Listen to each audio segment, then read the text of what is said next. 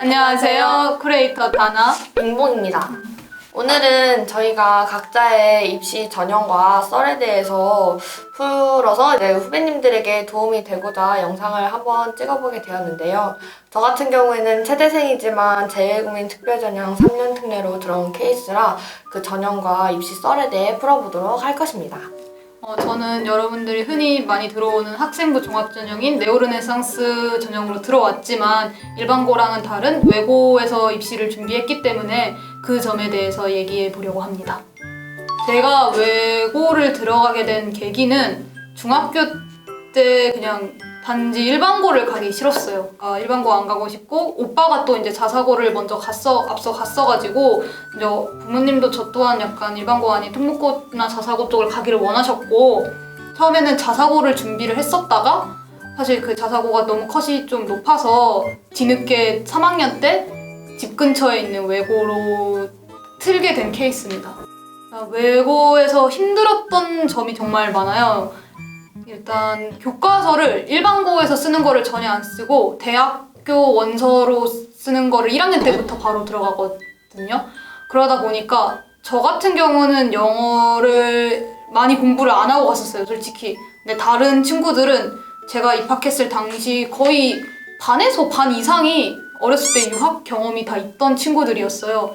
그러다 보니까 프리토킹도 그냥 완전히 다 자유롭게 되는 친구들이 많았고 그 부분에서 영어 내신이 공부를 해도 진짜 잘 안 나오는 경우가 많았고 그러다 보니까 이걸 노력해도 얘네들 갭 차이를 이길 수가 없겠구나 라는 그러니까 정신적으로 정말 많이 힘들었던 것 같아요. 이제 이게 제일 궁금해 하시는 부분일 것 같은데 일단은 정확한 등급을 말해드릴 수도 없고 외고도 전국적으로 많은 곳이 있기 때문에 이게 정답이라고 말을 할 수가 없어요. 이제 제가 다녔던 외고 기준으로 얘기를 하자면 그러니까 저희들끼리 사이에서는 일반고 내신 등급보다 플러스 2등급까지는 괜찮다라는 말이 있었어요. 이제 그게 일반고에서 뭐 몇 등급이 여기를 넣었을 때 저희는 뭐 2까지는 좀 안정권이다라는 말이 있었고 또 제가 일반고를 다니진 않아서 모르겠지만 그래도 일반고 친구들이 하는 얘기를 들어보면 외고에서는 정말 다양한 활동을 수시를 위해서 지원을 많이 해주는 것 같아요. 예를 들어서 그러니까 저희는 자율 동아리만 거의 120개 정도가 있었거든요. 이게 인원수 제한 없이 학생들이 원하면 지도교수 선생님도 다 해주시고 그리고 생기부 같은 면에서도 몇 명만 뽑아서 써주는 게 아니라 정말 제가 노력해가지고 이걸 갖다 쓰면은 선생님이 해주시고 이렇게 그러니까 수시를 정말 밀어주는 학교이기 때문에 수시면에서는 다양한 활동이랑 대외 활동 그리고 뭐 강사님이 오셔서 뭔가를 한다던가 이런 게 많았던 것 같아요. 일단 저는 고등학교 러시아과였고 대학교도 러시아과로 왔는데요. 그래서 솔직히 좋았던 점은 뭐라 해야 되지? 그 전공이 배우기가 조금 남들보단 수월했어요. 쉬웠다기보다는. 이제 그러다 보니까 다른 과목을, 교양을 공부하거나 아니면 다른 곳에 애들이 좀 더 공부를 할 때 시간을 투자를 다른 데 할 수 있어서 너무 좋았고 이제 그렇지만 안 좋았던 점? 아니면 좀 달랐던 점은 좀 색다르지 못해서 조금 아쉬웠던 것 같아요. 왜냐면 대학 들어오면은 조금 더 새로운 걸 배워보고 뭔가 좀 이런 게 전공이구나 이런 느낌을 받는 게 마련인데 워낙 고등학교 때 배웠던 거 그냥 그대로 배우다 보니까 그냥 고등학교 생활의 연장선이라는 느낌을 많이 받았던 것 같아요. 근데 뭐 드라마에서 얘기하기를 외고는 도서관을 성적순으로 안 넣는다 라는 게 있던데 사실인가요? 일단 사실이 아닙니다. 절대 아니고요.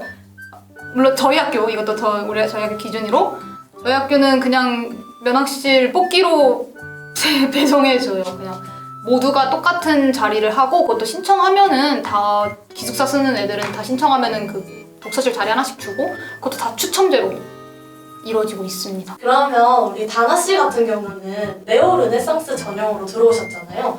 그러면 교수님들과 면접을 통해서 이제 최종 합격을 하셨을 텐데 혹시 면접을 하시면서 가장 기억에 남는 질문이나 당시 썰을 좀 풀어주실 수 있으신가요?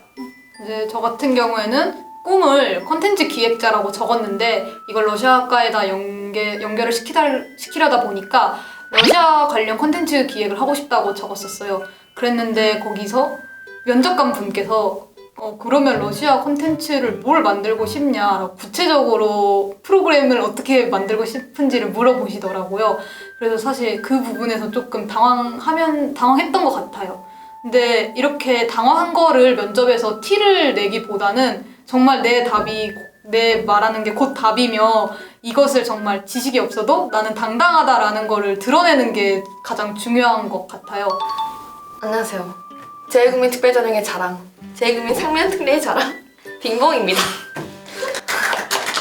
먼저 저는 외국에서 아까 말했듯이 외국에서 살다 왔는데 그건 절대 자의적이지 않았고 아버지의 직장을 따라서 아버지의 직장이 외국으로 이전이 되면서 저도 따라간 케이스이기 때문에 뭐 유학을 생각하고 진작에 제1국민 특별전형으로 대학을 가겠다라는 생각을 하고 나간 케이스는 아니고요. 실제로 그런 케이스가 생각보다 많지는 않습니다. 왜냐면은 사람들이 자기 앞날이 어떻게 될지 모르는 거기 때문에 그 전형이 있다고 알고 간 것도 아니었고 굉장히 어렸을 때도 말레이시아에 3년 정도 거주를 했다가 한국에 들어왔다가 다시 중국에 나가서 생활을 한 케이스라서 외국에 산 거주 기간은 약 8년 정도 된다고 생각하시면 되겠습니다. 그럼 빙봉 씨, 외국을 나갔는데 왜 체육을 하게 된 거죠? 아하, 때는 바야흐로 2012년쯤이죠.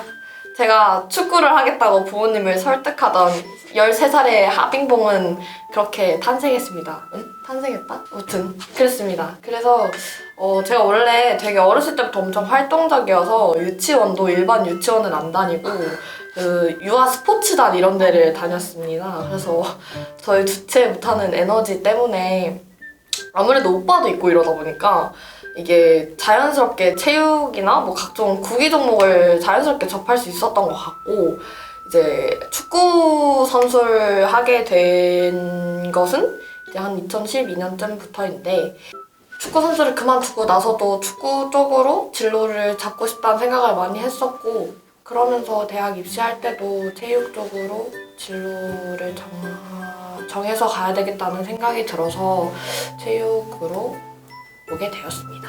근데 뭔가 축구 선수가 된다고 하면은 솔직히 제가 부모님이어도 좀 반대하셨을 거 엄청 말릴 것 같은데 그런 건 없었어요? 저희 부모님이 엄청 막 개방적인 스타일은 아니셔서 조금 반대를 하려고도 하시고 했는데 저의 눈물 젖은 일기장을 보시고 허락을 해준 케이스셔가지고 제가 이제 또 학교도 엄청 알아보고 이런 노력들을 보면서 어렵게 시켜주셨습니다.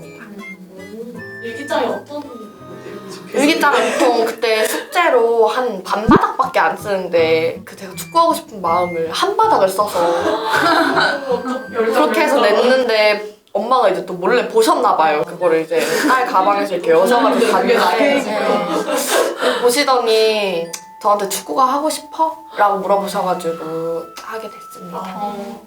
네, 저는 축구를 그만두고 영국계 학교를 다니다가 이제 중국에 있는 한국계 학교를 다닌 사람인데요.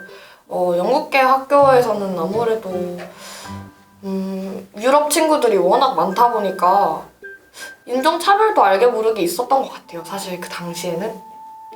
그리고 그런 부분에 있어서 저는 사실 화를 잘 참는 스타일이 아니라서 잘못된 게 있으면 말을 했었던 것 같고 이게 외국 학교 분위기가 살짝 운동을 조금 잘하면은 되게 인싸처럼 만들어주는 그런 면학 분위기가 있어서 저 같은 경우에는 축구를 배우고 나서 이 학교에 왔기 때문에 조금 외국 친구들이 좀 저를 쉽게 좋아해줬던 것 같아요. 뭔가 다른 한국 여자친구들보다는 체육적으로 조금 열려있고 막 관심 있고 열정이 있다 보니까 그런 면을 좀 좋게 봐줘서 학교 생활을 좀 편하게 잘 하기는 했지만 이제 제가 이후에 한국으로 대학을 가겠다고 마음을 먹으니까 아무래도 영국 학교에서 배울 수 있는 그런 한국 입시 제도가 많지 않잖아요. 알 수 있는 것들이 정보도 많이 없었고 그래서 이제 제가 사는 중국에 있는 한 한국 계열의 학교에 전학을 가서